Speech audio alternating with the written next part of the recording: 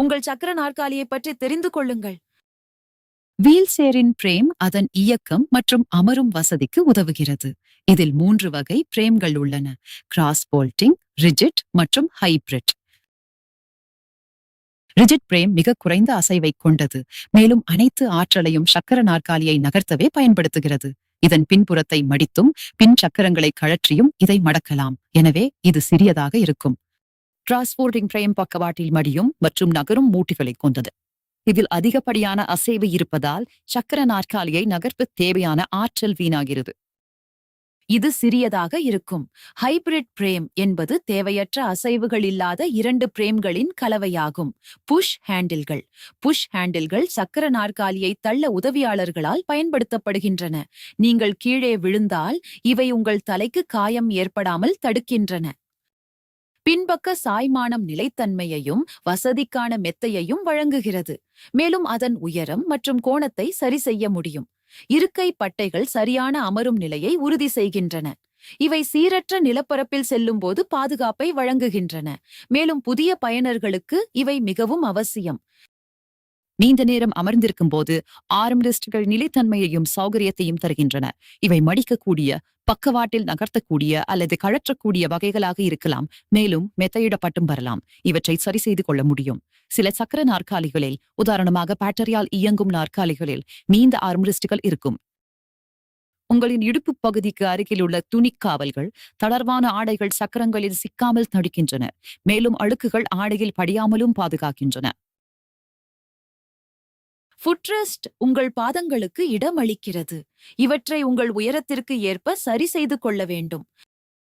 இவற்றை நகர்த்த முடியும், மேலும் கால்கள் எதிர்பாராமல் அசையும் போது கீழே விழாமல் இருக்க பட்டைகள் மற்றும் கோணங்களை சரி செய்யும் வசதி இதில் உள்ளது. பிரேம் கார்டுகள் உங்கள் கால்களையும் பிரேமையும் பாதுகாக்கின்றன. கேஸ்டர் வீல்கள் என்பவை சக்கர நாற்காலியின் திசையை கட்டுப்படுத்தும் சிறிய முன் சக்கரங்கள் ஆகும். இவை பயணிக்கும் நிலப்பரப்பிற்கு ஏற்ப பல்வேறு வடிவங்கள், பொருட்கள் மற்றும் அளவுகளை வருகின்றன.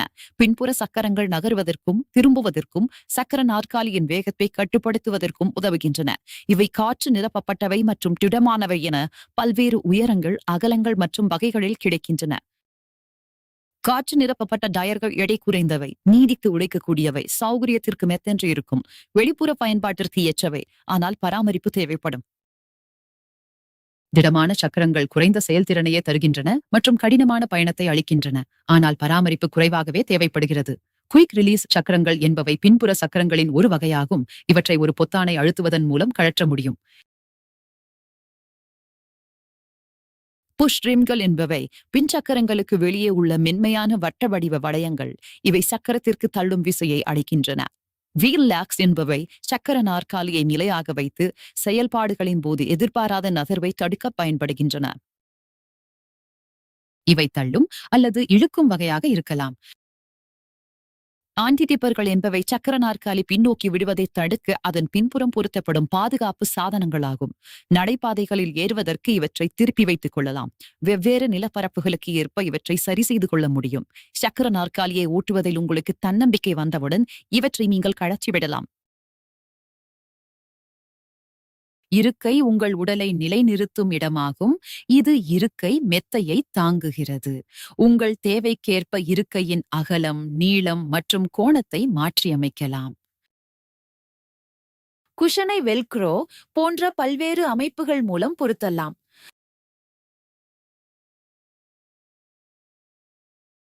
சீட் குஷனை புரிந்து கொள்ளுதல். தோல் காயங்களை தடுக்கவும் இருக்கையிலிருந்து மாறுவதற்கு நிலையான மேற்பரப்பை வழங்கவும் இருக்கை மெத்தை அவசியமானது. சீட் குஷனை ஒரு பொருத்தமான உறையால் மூட வேண்டும். இது நீர் புகாதவாறு இருக்கவும், காற்று சுழற்சிக்கும், நிலைத்தன்மை அல்லது இடமாற்றங்களுக்கு ஏற்ப உராய்வை கூட்டவோ அல்லது குறைக்கவோ உதவும். திடமான குஷன்கள். திடமான குஷன்கள் அதிக நீடித்து உழைக்கக்கூடியவை, மேலும் அவை திடீரென உடைந்து போகும் அபாயம் இல்லை. இந்த குஷன்கள் உடல் நிலையை சீராக வைக்கவும், அமரும் சமநிலையை மேம்படுத்தவும், சக்கர நாற்காலியில் ஏறி இறங்குவதை எளிதாக்கவும் உதவுகின்றன. முன் வடிவமைக்கப்பட்டது. இந்த குஷன்களில் எடை தாங்கும் பகுதிகளில் பள்ளங்களும் மற்ற இடங்களில் மேடுகளும் இருப்பதால் தோலுக்கு அதிக பாதுகாப்பும் நிலைத்தன்மையும் கிடைக்கிறது. திரவ குஷன்கள். திரவ மெத்தைகளில் காற்று, ஜெல் அல்லது மெழுகு ஒரு தனி அமைப்பில் அடைக்கப்பட்டு திடமான மெத்தையின் மேல் வைக்கப்படுகின்றன அல்லது முழுமையாக பயன்படுத்தப்படுகின்றன. பிரத்யேகமாக தயாரிக்கப்பட்டவை. இருக்கை மெத்தைகளை தனிநபரின் தேவைக்கேற்ப மாற்றியமைக்கலாம் அல்லது தேவைக்கேற்ப பொருத்தக்கூடிய அல்லது அகற்றக்கூடிய பல்வேறு பாசங்களை கொண்டு உருவாக்கலாம். உங்கள் உடல் மற்றும் சக்கர நாற்காலி. திறமையான மற்றும் பாதுகாப்பான இயக்கத்திற்கு உங்கள் உடல் அமைப்பு மிக முக்கியம்.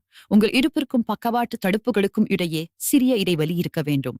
உங்கள் கால்களுக்கு இடையே சிறிய இடைவெளி இருக்க வேண்டும். உங்கள் கால்களின் வெளிப்புற பகுதி தோலில் அழுத்தம் தராமல் சக்கரத்தினால் மென்மையாக தாங்கப்பட வேண்டும். உங்கள் பாதங்கள் ஒன்றுக்கொன்று சற்று இடைவெளி விட்டு இருக்க வேண்டும். உங்கள் பாதங்கள் குதிகால்களுக்கு இடையே இடைவெளி இல்லாமல் ஃபுட் பிளேட்டில் நன்றாக தாங்கப்பட வேண்டும்.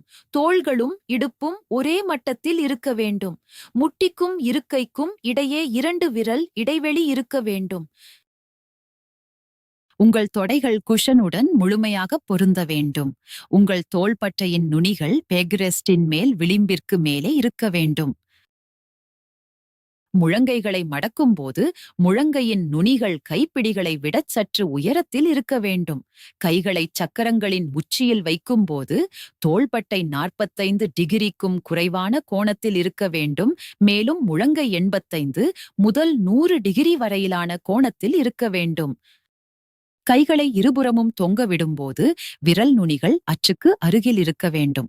உங்கள் தாடை அச்சு அல்லது சக்கரத்தின் முன் விளிம்பிற்கு இடையில் கீழ் நோக்கி இருக்க வேண்டுமே தவிர கேஸ்டர்கள் அல்லது ஃபுட்ரெஸ்ட் நோக்கி இருக்கக்கூடாது.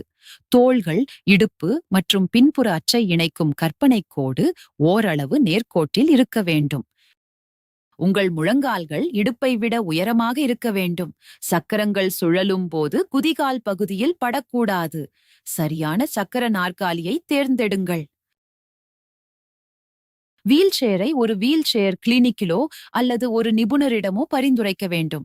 ஒரு நிபுணர் முறையான மதிப்பீடு மற்றும் உங்களுடனான கலந்துரையாடல் மூலம் தேவைகளை கண்டறிவார். உங்கள் வசதி, வீல் சேரின் இருப்பு மற்றும் ஏதேனும் தனிப்பயன் தேவைகள் இருந்தால் அதன் அடிப்படையில் அவர்கள் பரிந்துரையை வழங்குவார்கள். சக்கர நாற்காலியை பெற்ற பிறகு அதன் பொருத்தம் சரிபார்க்கப்பட்டு உங்கள் திறன்களுக்கு ஏற்ப பயிற்சி அளிக்கப்படும். சக்கர நாற்காலியை தேர்ந்தெடுப்பதற்கான பரிசீலனைகள். வடிவமைப்பு. சக்கர நாற்காலியை வண்ணங்கள், கூடுதல் உபகரணங்கள் அல்லது தனிப்பயன் அமைப்புகள் மூலம் அழகுபடுத்தலாம். ஆரோக்கியம். சக்கர நாற்காலியை தள்ளும்போது மேல் உடல் அதிக அழுத்தத்திற்கு உள்ளாகிறது. எனவே உங்கள் சூழலுக்கு ஏற்ப சக்கர நாற்காலியை அமைக்க வேண்டும். உதாரணமாக, நீண்ட தூரம் செல்ல வேண்டியிருந்தால் எளிதாகச் செல்லும் சக்கர நாற்காலியையோ அல்லது மின்சார சக்கர நாற்காலியையோ தேர்ந்தெடுக்க வேண்டும்.